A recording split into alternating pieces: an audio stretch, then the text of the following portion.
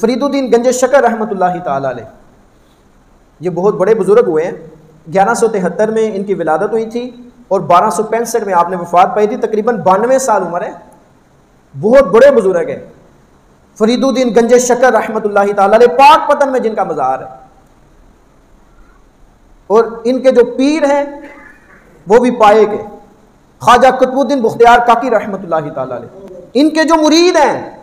مریدین کے اندر خواجہ نظام الدین اولیاء، آج بھی نام کا ڈنکا بجتا ہے، اور آپ کے مریدوں کے اندر شیخ جمال الدین ہانسوی اور علاء الدین صابر پاک، کتنی مشہور ہستی ہیں۔ پنجابی کے جو سب سے پہلے شاعر ہیں نا، صوفی شاعر، جنہوں نے روحانی طور پہ لوگوں کی تربیت کی ہے، وہ بابا فرید الدین گنج شکر رحمۃ اللہ تعالی علیہ ہیں، بہت پائے کے بزرگ ہیں۔ آپ کے مزار پہ آپ میں سے بھی کوئی گیا ہوگا زیارت کے لیے، آپ کے مزار کے 2 دروازے ہیں، ایک مشرق کی جانب ہے جس کو نوری دروازہ کہتے ہیں، اور ایک جنوب کی طرف ہے جس کو بہشتی دروازہ کہتے ہیں، جنتی دروازہ کہتے ہیں۔ جنتی دروازہ کہنے کی وجہ کیا ہے؟ اس کی مختلف وجوہات ہے، ٹائم کم ہے، میں صرف ایک وجہ بیان کروں۔ کہتے ہیں کہ بابا فرید الدین رحمۃ اللہ تعالی علیہ گزر رہے تھے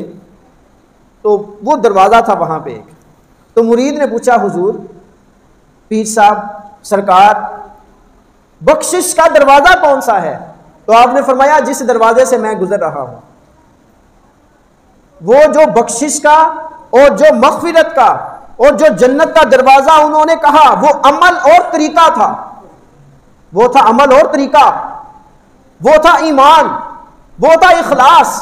وہ تھا لوگوں کی اصلاح کرنا۔ اور وہ چونکہ ایک دروازے سے گزر رہے تھے تو لوگوں نے سمجھا کہ جو اس دروازے سے گزر گیا وہ جنتی ہے۔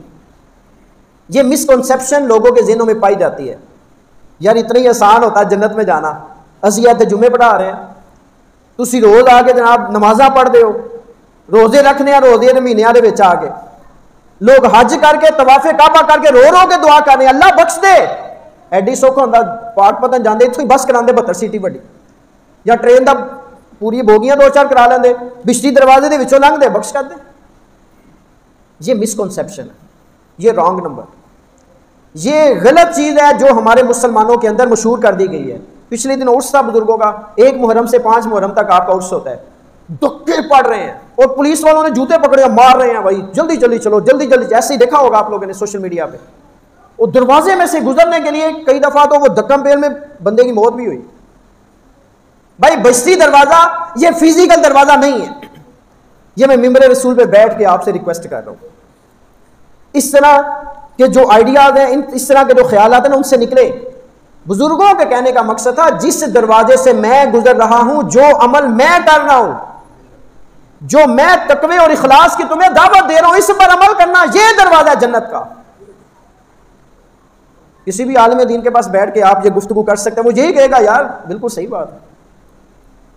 تو جنت کا دروازہ وہی ہے جو نبی مکرم صلی اللہ علیہ وسلم نے ہمیں اپنی سنت کا دروازہ بتایا ہے۔ یہ قرآن جنت کا دروازہ ہے،